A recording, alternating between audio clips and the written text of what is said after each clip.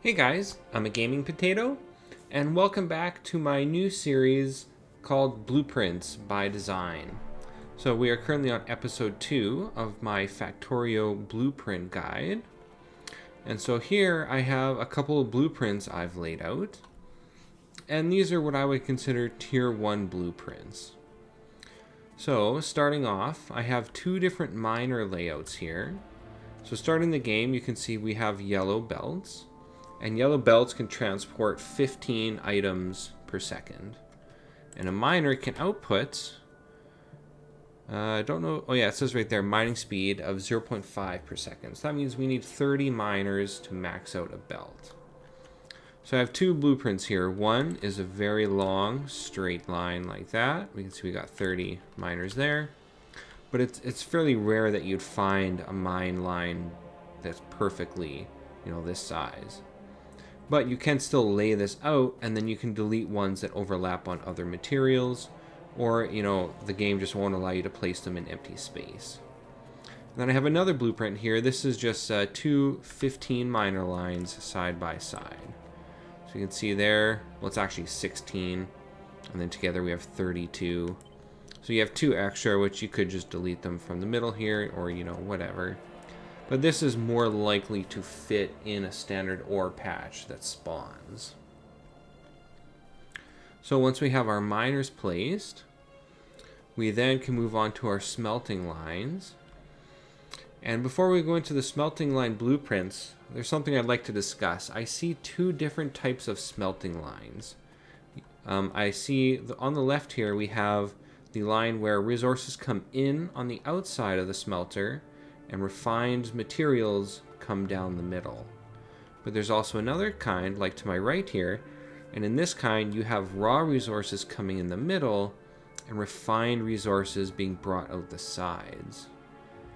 Now, this one on the right is objectively worse than this one on the left, so I generally never recommend using this style where you have raw resources in the middle and refined resources on the end.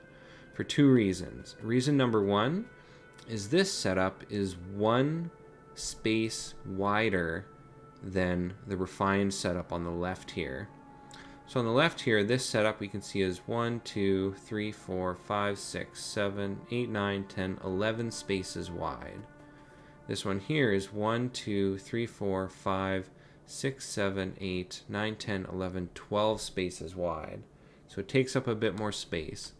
But then also you can see here we need all these extra miners, all these extra red long inserters here to reach the resource on the other side of the belt. And you need to have two belts. You can't just have one belt coming in, because if you have one belt coming in with half a line of, say, iron ore and the other half of coal, then you're only getting in 15 iron per second. You're only getting in 7.5 iron per second, because this is a 15 item per second belt. So you're basically only smelting half a line if you do it this way.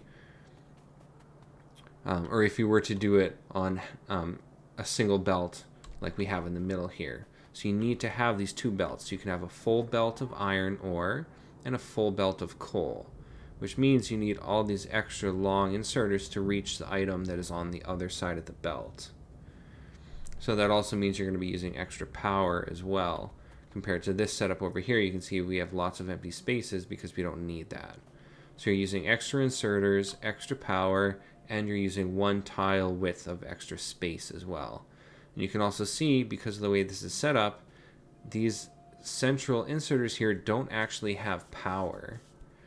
And so you would actually have to put a space in between each of these smelters for a power pole, which means this setup is going to be stretched out lengthwise even longer as well. So you'd have to do something like this, where you'd have a power pole right there and the smelter sticking out like that.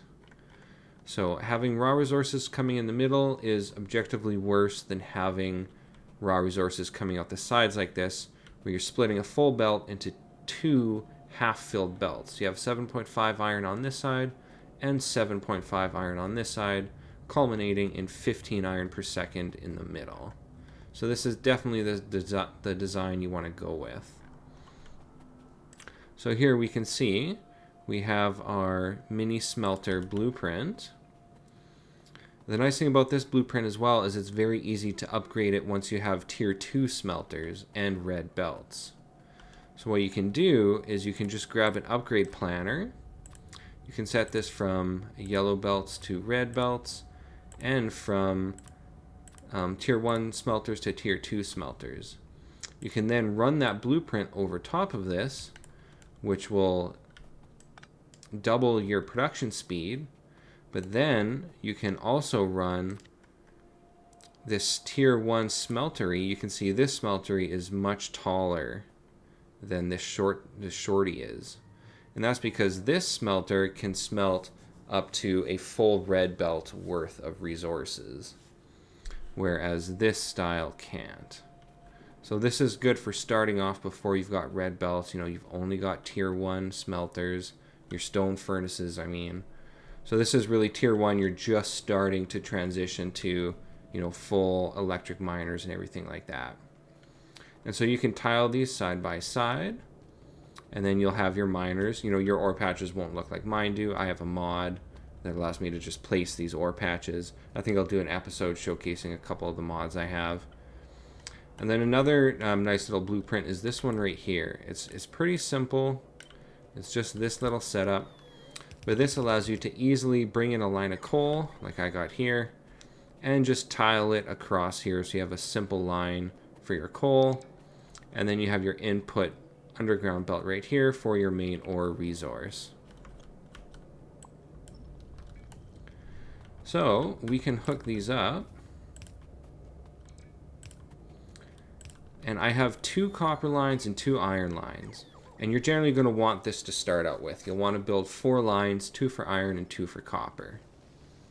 And the reason for that is because of our next blueprint. So our next blueprint is your starter mall or mini mall. So this mall is going to produce some of these resources here for you. A few things I've done to simplify this is I've gotten rid of all the fast inserters. You know, for your gears and stuff here, you'd probably want to use fast inserters. But I put them all to just normal inserters, and then you can upgrade those to fast inserters once the system's running. And then up here, I've limited these chests to just a single storage spot. That way, because at first, all these starter materials, they're going to be using all these gears. All the gears are going to get taken by these assemblers here, and you're not really going to have any for your stuff over here. But by limiting these boxes to a single slot, they'll quickly fill up, allowing the gears and circuits to move down the line and fill up these other boxes as well. Some boxes, like your belt here, you're going to need tons of belts, so I have no limit on my belts there. And I think on the miners, yeah, I increased the spots on the miners a bit just because you will need lots of miners as well. But then you can remove these storage blocks as you see fit. Then once you have this mall running, you'll be producing lots of resources. You can start upgrading these inserters to fast inserters, and you can transition to your first science stack. So this is a really nice blueprint that combines green and red science together and just requires a single copper and iron line. So why don't we just hook these up? So we're just going to put on this side our our iron. And then over here we'll grab a copper line.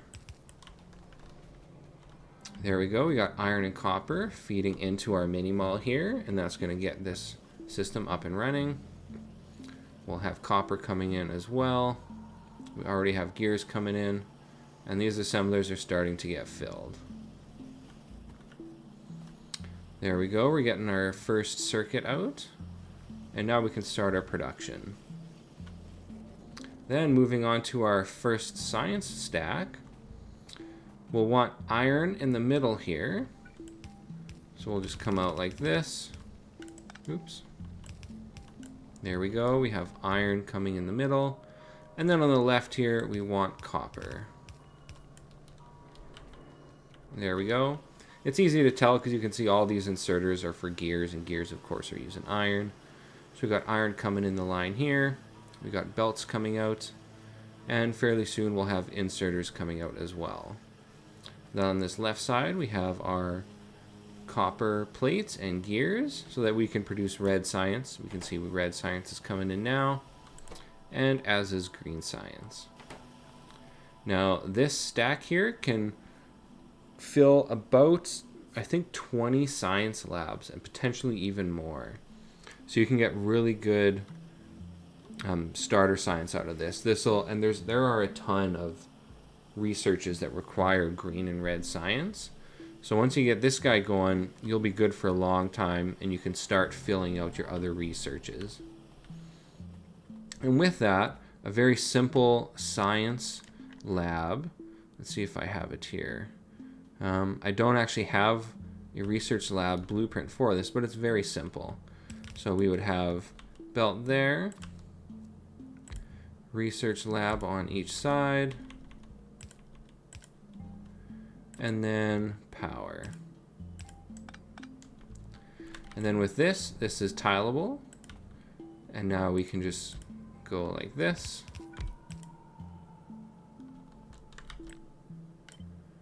There we go. And you can tile this blueprint out as far as you want. And like I said, you can get about 20 science labs out of this blueprint here. And look at all that science we've already got coming in. And it's very simple, lots of science assemblers and just a couple intermediate parts here. Like, we don't need much in order to be able to produce all this science. So this will get you through tier 1 of the game. You can see it's very simple. All we use is 2 iron lines, 2 copper lines, and some miners. So there's not much going on there. And of course you can split off your coal here to head out to your power plant as well, in addition to filling in this void. And I will have all of these blueprints posted online. I'll have a link to them in the description of all of my videos for this Blueprints by Design series. And I think that's all I have for my Tier 1 blueprints. This should get you through all of your green and red sciences, which includes lots of stuff. You can start getting oil researches, plastic, sulfur, stuff like that, and your military researches, all from just a simple setup like this. You can see there's our mall going now as well. So if you enjoy my content, please like, comment, and subscribe, and I'll have more episodes for you soon. Thanks. Bye.